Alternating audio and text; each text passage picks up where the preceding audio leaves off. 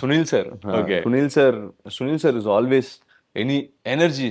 Okay. அவர் கிட்டத்தட்ட இப்படி ஷூட் பண்ணுவாரு. ம்.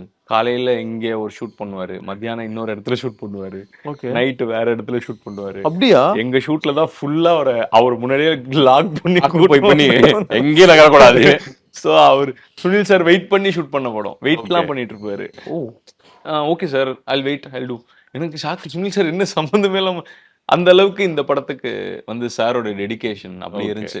அவரு ஆதிக் மார்க் ஆண்டனி பண்ணும்போது ஆதிக் ஃபர்ஸ்ட் டைம் ஆதிக் தான் வந்து சுனில் சார் வந்து தமிழ் இண்டஸ்ட்ரிக்கு வந்து கூட்டு வந்தாங்க. மார்க் ஆண்டனி ரிலீஸ் லேட் ஆச்சு, ஆனா ஃபர்ஸ்ட் டைம் ஆதிக் தான் கூட்டு வந்ததுனால சுனில் சாருக்கு வந்து ஆதிக் மேல பெரிய எமோஷன். நீங்க ப்ரோ பையான்னு தான் கூப்பிடுவாரு. பையா நீங்க இப்போ கூட இல்லை, ஆதிக்கு ஃபோன் அடிச்சு ரெக்வஸ்டா சார் நம்ம இப்படி பண்ணோம் பையா என்னதான் இருந்தாலும் வந்துடுவார்.